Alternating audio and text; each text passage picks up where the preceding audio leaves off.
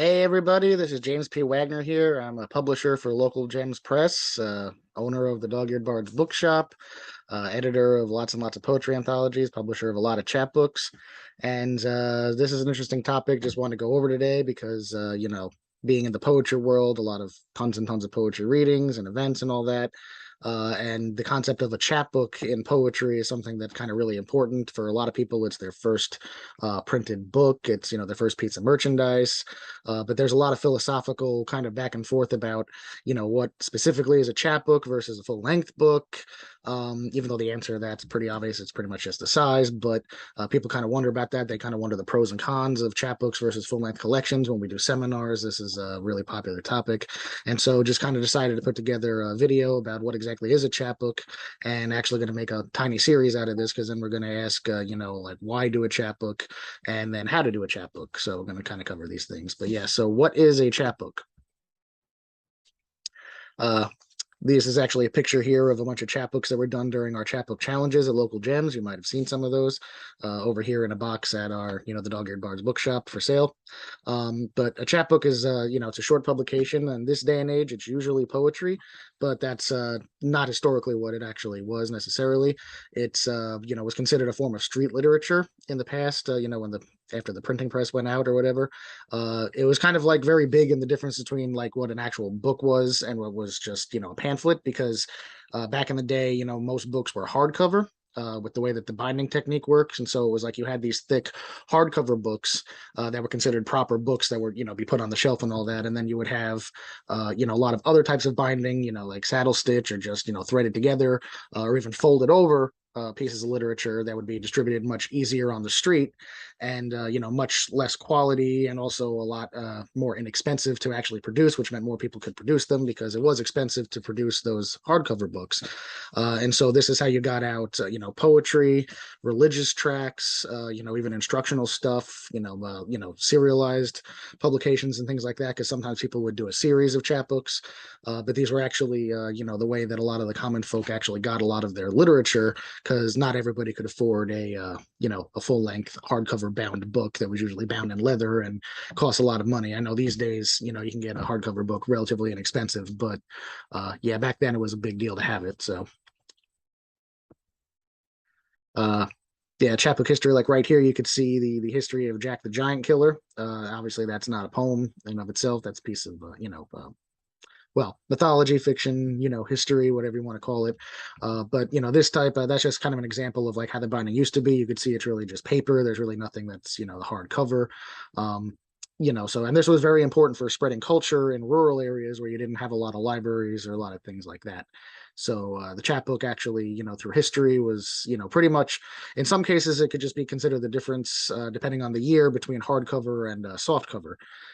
These days we've got a lot more, high quality produced paperback books with, really good binding and really good spines and all that, but they didn't actually always have that technology when it came to actually printing, which is why, hardcovers was the big deal for a long time. So that's just kind of a part of it. um, but yeah, in this day and age, when we're talking about chapbooks, we're usually thinking of poetry chapbooks, and usually quote unquote street literature, which isn't always on the street anymore, that would go out there. Usually that's, pamphlets or tracts. We still get those things or whatever. But when you hear a chapbook, usually it's considered a poetry term.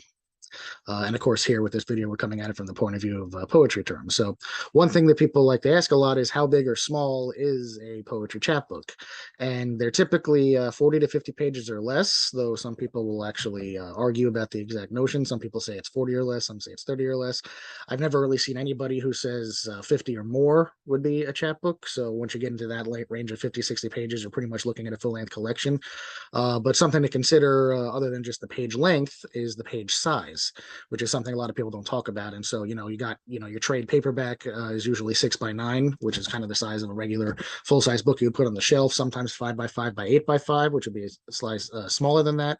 Chapbooks, though, are usually, it's not just smaller in number of pages, but also smaller in the page size itself. 5 by 8 is usually pretty standard, and also, pocket sized, like some of those books that you just saw in that picture beforehand, or like you can see the various sizes in this picture here, actually.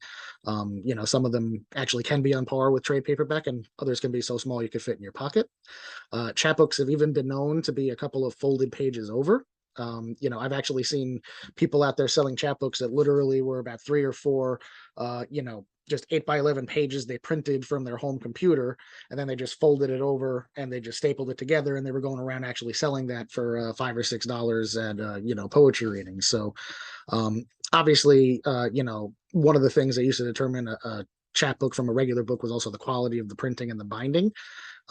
But in this day and age, there's a lot more options for really good binding and really good printing of chapbooks. So the quality isn't really the big differentiation anymore. But again, you're more likely to see a lot of variation in quality in a chapbook than a full length collection.